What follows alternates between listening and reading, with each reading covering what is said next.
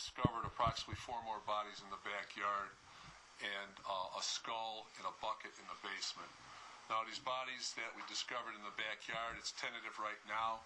It's not confirmed until they're transported to the coroner's office, and Dr. Miller will make that confirmation. Also today, the suspect, Anthony Sowell, approximately 4 o'clock this afternoon, he was charged with 5 counts of aggravated murder on John Doe's at this point right now. He was also charged with rape, kidnapping, and felonious assault on the initial complaint that led us to that house a few days ago. We're going to do an investigation throughout the night and tomorrow we're going to bring in the fire department and we're going to check walls, floors, etc. in that particular residence. We also today, with the cooperation of our building and house department, we checked all abandoned structures that were opened a quarter-mile area around that particular residence. They were checked by uniformed personnel with negative results. Tomorrow we're going to expand that search another quarter-mile, and we'll continue this investigation until it's completed. Thank you. Chief, can you talk about other places you might be looking at, perhaps other places he lived before he went to prison, or anything about it while he was in the military? Right now, we know that when he was discharged in the summer of 2005, he was discharged to that address on Imperial.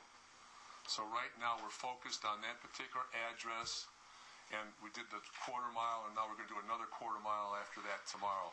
As we receive additional intelligence on his whereabouts or where he may have been, then we'll continue our investigations at those locations. We do know the suspect did not have transportation. If he went any place, he used to have to take the bus. Chief, is Mr. Sowell cooperating with your investigation? Are you getting information from him? At this point, he's requested an attorney. Can you tell us exactly where you found these new remains and where you found the skull? A little more detail as to how you were able to find those and what kind of excavation is going on at the scene. What happened today when we went back to continue our investigation, we also took some dogs with us, cadaver dogs. They weren't successful because of the wind, but we also had a backhoe, and we continued just to dig it up, just to make sure we covered all our bases. As we were doing that, we discovered 4 more bodies in the backyard. I can't say that where specifically because I am not on location right now, and the dig continues. The dig continues. We're not finished. As far as that skull, can you describe the circumstances around finding that? The skull was discovered wrapped in a paper bag in a bucket in the basement. During the course, the research of the house today by homicide investigators and our people from our SIU unit. Were there other decapitations?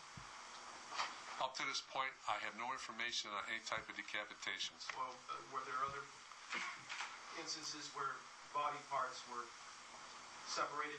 No, sir. Not to my knowledge, no. Everything that's been confirmed by Dr. Miller. Now remember, Dr. Miller has confirmed 6 victims up to this point. 6. All 6 were females, and 5 died by strangulation. Now the additional bodies, what we appear to be bodies today, will have to be confirmed by Dr. Miller's office tomorrow morning, at which time we'll have a better idea of gender. Chief, the skull and the bucket or the way the bodies were found in the area give you any belief that there was just a disposal process, that maybe there was some ritual to it, or there was some, or bodies were moved from one place to another? Anything beyond disposal? Nothing beyond disposal at this point. It appears that this man had a satiable appetite that he had to feel. That's how it appears, and everything's right there at that location. Chief, I want to ask you a question. Many people in the neighborhood and people have called our station. A lot of people in Cleveland are asking a kind of obvious question, and that is, how did this go on for so long without the police department getting more involved? How do you explain it? Well, the way I explain that initially right now is the fact that we will not know until we identify the victims and understand their way of life, how they existed in the community. So it's hard for us. I would not be surprised. It would not surprise me if some of these victims there was not a missing person report for. So until we know who these victims are, how they live their lives, we need that information, that intelligence, before I can really articulate a response to that particular question. There were other complaints, though, from neighbors of a smell, of odd behavior, congregating people outside that home. Do you feel that the police department in some way has dropped the ball on this? Let me say this. At that address, over the last 3 years, including the call we just had on October 20th, there was only one other call to that address concerning a police issue, and it was a domestic violence call. I believe it was in 2007. I also know that when this gentleman was discharged from the penitentiary, he was labeled a sexual predator, and that the Cuyahoga County Sheriff's Department checked on him on a regular basis and checked on him on September 22nd of this year to confirm his address and that he was living there. I also know that we did not have information concerning these smells, etc. So as far as the police dropped the ball, I wouldn't say we dropped the ball. We were very vigilant in what we did. And when we did have the right information, we proceeded directly to investigate it, and we continue our investigation. It sounds like you're suggesting that perhaps the Sheriff's Department.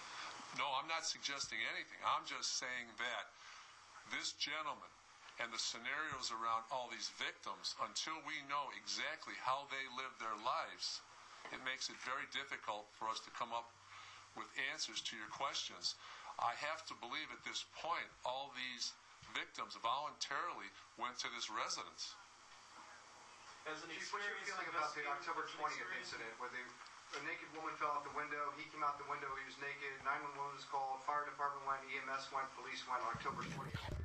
And although it was only 10 days and some of these bodies may have been there a long time ago, should more have been done to either check him out or investigate further, that maybe she didn't just fall out the window? What's your feeling about the way that October 20th call was handled?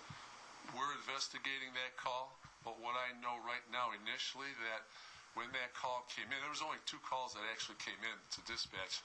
One was for the female falling out the window, and the fire department responded and got there in about 5 minutes. The initial call was for fire EMS. It wasn't a police call. Fire department went there, EMS arrived, they assisted the victim into their wagon. Fire department interviewed Mr. Sowell just inside his residence. They transported the victim, and I believe Mr. Sowell, in the wagon to the hospital, and the fire department just felt a little uneasy about it. It was at that time they called the police department. Police department responded in 3 minutes. Everybody had left the scene, so they in turn responded to Metro Hospital, where they interviewed the victim, who was in an x-ray room or a CAT scan room, and she stated that she was in the house, she was partying, they were doing coke, drugs, getting high. She was out on the upper balcony, dropped her keys. When she went to pick them up, she fell off the roof. They then were told by hospital staff that, in fact, her boyfriend was in the lobby. When they went out to the lobby, that was Mr. Sowell, and he gave them up with the same story that, yes, this is my girlfriend, we're partying all day, she missed her keys, went off the roof, that's why we're here. They contacted their supervisor, they related that information, and at that point they made it accidental injury. Should they have checked him out and said, wait a minute, this guy's a sex offender, maybe we should look further, or is that too much for, in fact, a routine call for not a routine call, but a call that, for a police department as busy as yours? I'm just... Well, at that point, actually, the officers that responded to the scene in the hospital were very diligent. They actually did a really good job. They interviewed the people, the staff at the hospital, the victim, and who came with the victim to the hospital in the wagon. And all the stories checked out. There wasn't any inclination that he was a sexual predator that lured her into the house. That was never there. So they followed proper procedure. They even contacted their supervisor. So as far as I'm concerned, they did the right thing.